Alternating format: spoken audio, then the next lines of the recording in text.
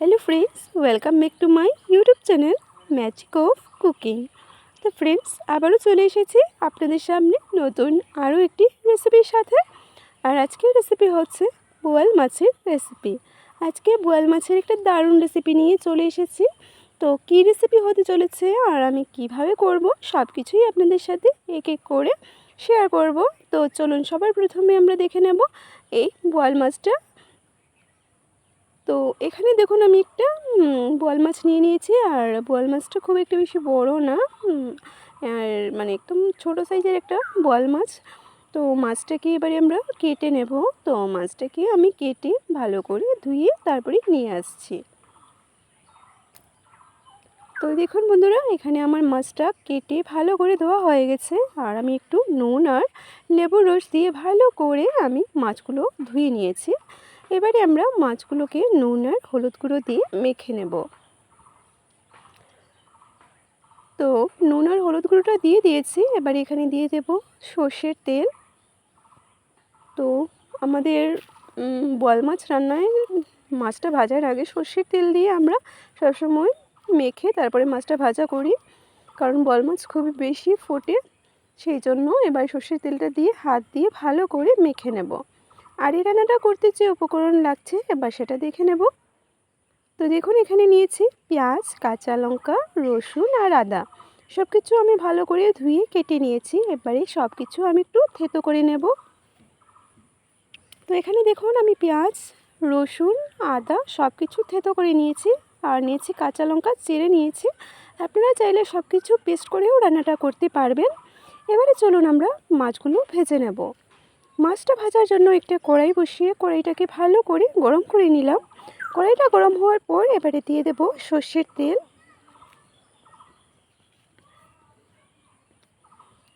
তেল গরম হওয়ার পর এবারে আমরা এক এক করে মাছগুলোকে ভেজে তুলে নেব। তো মাছগুলো ভাজার আগে অল্প নুন দিয়ে দিলাম। এবারে মাছগুলো ভেজে নেব। তো প্রথম বেছে আমি বেশ কয়েকটা মাছ দিয়ে দিয়েছি। মাছগুলো এক সাইড ভাজা হওয়ার পর উল্টে দেব। তো এক সাইডটা যখন ভাজা হয়ে গেছে আমি এবারে উল্টে দিচ্ছি। আর উল্টে আমি খুব তাড়াতাড়ি ঢাকা চাপা দিয়ে মাছগুলোকে ভেজে নেব, কারণ অনেকটা বেশি ফুটছে। আর বোয়াল মাছ তো সবাই আমরা জানি অনেক ফোটে। তো দেখুন অনেক কিন্তু ফুটছে, আমি একটু তাড়াতাড়ি করে উল্টে ঢাকনা দিয়ে ঢেকে মাছগুলোকে ভেজে নেব।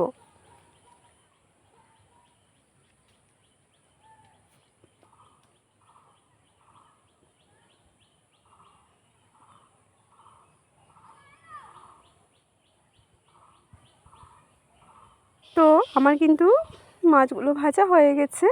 এবারে আমি তেল ঝরিয়ে মাছগুলোকে তুলে নেব। আর পরের বেচের মাছগুলো ঠিক একই রকম করে আমি ভেজে নিচ্ছি।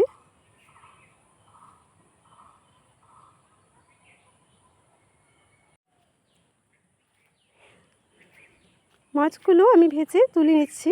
আর মাছ ভাজার পর মাছ ভাজার সেই তেলের মধ্যে আমি পেঁয়াজ, রসুন আর আদা থেতো করা সেটা দিয়ে দিয়েছি। খুব ভালো করে কিন্তু আমি ভেজেও নিয়েছি। দেখুন সব কিছুর কালারটা চেঞ্জ হয়ে গেছে।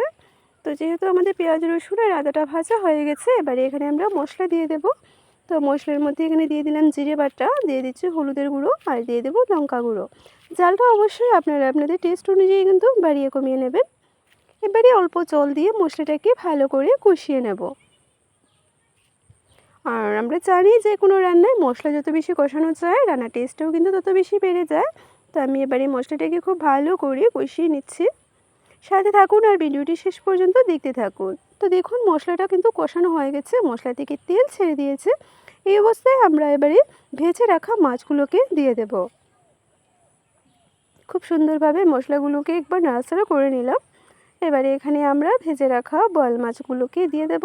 আর বোয়াল মাছগুলোকে দিয়ে এখানে হালকা একটু জল দিয়ে দেবো, যেহেতু এটা একটু মাখা মাখা করে রান্না করছি। তো দেখুন মাছগুলো দিয়ে দিয়েছি। এবার এখানে একটু গরম জল অ্যাড করে নিচ্ছি।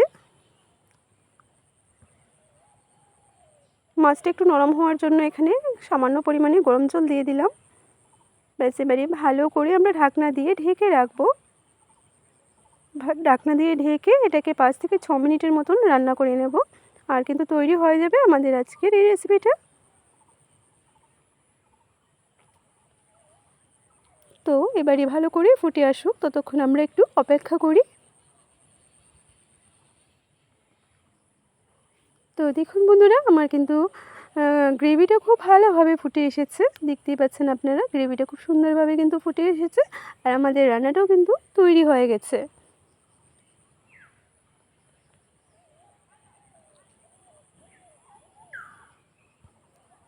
তো প্রায় 5 মিনিটের মতন আমি রান্নাটা করে নিলাম। এবারে আমরা এখানে দিয়ে দেবো 2টো কাঁচা লঙ্কা চেরা।